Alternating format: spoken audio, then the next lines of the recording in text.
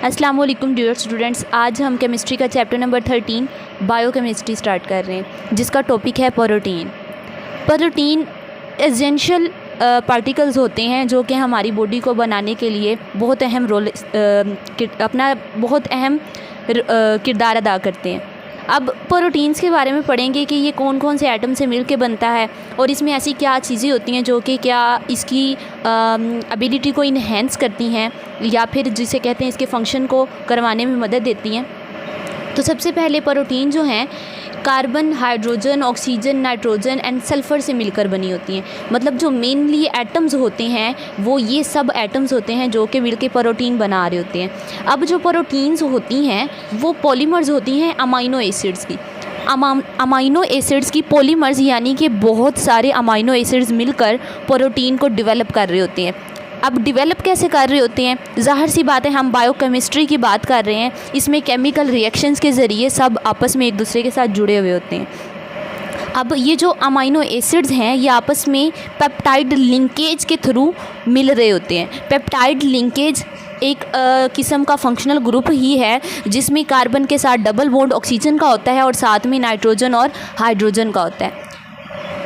अब जो हमारी बॉडी का 50% ड्राई वेट होता है, यानी कि खुश्क हिस्से में जितनी भी चीज़ें होती हैं सेल की, वो सब की सब प्रोटीन से मिलके बन रही होती हैं।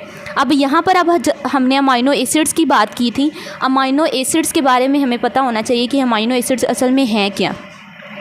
अमाइनो एसिड्स में अमाइनो और कार्बोक्सिल ग्रुप दोनों होते हैं।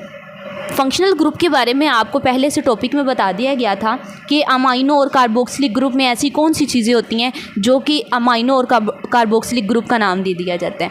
अब अमाइनो एसिड्स का जो जर्नल फार्मूला है वो ये है RCHNH2। ये हमारे पास अमाइनो ग्रुप है और ये हमारे पास जो है वो कार्बोक्सिलिक ग्रुप है। अब अमाइनो एसिड्स के भी आगे दो एग्जाम्पल्स होती हैं, non essential amino acids, essential amino acids. ये एक दूसरे के बिल्कुल उलट होते हैं, यानी कि जो नॉन एसेंशियल है 20 अगर अमाइनो एसिड्स हैं तो जो 10 होते हैं 20 में से सिंथेसाइज्ड बाय ह्यूमन बॉडी, वो हमारी बॉडी खुद ब खुद सिंथेसाइज यानी कि बना रही होती है।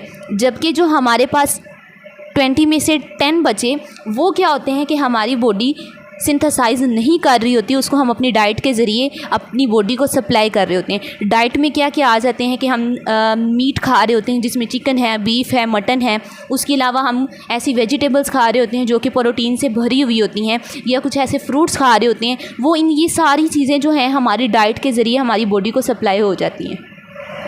अब अमाइनो एसिड्स का जो रोल है प्रोटीन्स को बनाने के लिए वो बहुत इम्पोर्टेंट है।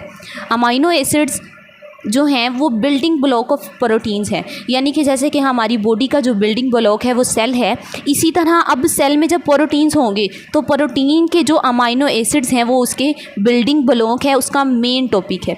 जैसे कि बिल्डिंग में जो होता है हमारे पास ईंटें जो होती हैं, हमारे पास जो ईंटें होती हैं वो उसका बिल्डिंग ब्लॉक बना रही होती हैं, इसी तरह अमाइनो एसिड्स भी प्रोटीन के बिल्डिंग ब्लॉक हैं। 2 amino acids linked through peptide linkage. Peptide linkage की बात हमने यहाँ पर की थी कि जहाँ पर ये वाला लिंकेज बनेगा वहाँ पर क्या होगी, प्रोटीन की फॉर्मेशन होगी।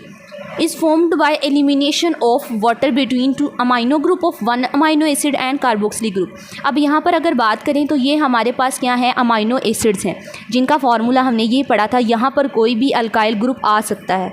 जब हमने यहाँ पर अल्काइल ग्रुप ऐड किया उसके बाद ये जो दोनों अमाइनो एसिड्स के एक कार्बोक्सिलिक ग्रुप और दूसरा अमाइनो ग्रुप में जो होगा वो वाटर का मॉलिक्यूल एलिमिनेट हो जाएगा और हमारे पास जो है वो पेप्टाइड लिंकेज की फॉर्मेशन हो जाएगी। यहाँ पर जब यहाँ पर वाटर एलिमिनेट हुआ तो यहाँ पर जो ऑक्सीजन है वो हमेशा से डबल बॉन्ड क्रिएट करता है क्योंकि उसके पास एक लोन पेयर फ्री होता है। तो इसी तरह जो यहाँ पर कार्बन है इसने ऑक्सीजन के साथ डबल बॉन्ड बना लिया और यहाँ पर वाटर का मॉलिक्यूल एलिमिनेट होकर और ये हमारे पास जो है वो पेप्टाइड लिंकेज की मुकम्मल फॉर्म आ गई। थोड़ा सा ये हमारे पास पेप्टाइड लिंकेज की मुकम्मल फॉर्म आ गई है कि कार्बन के साथ डबल बॉन्ड ऑक्सीजन का है और साथ में अमाइनो ग्रुप हो।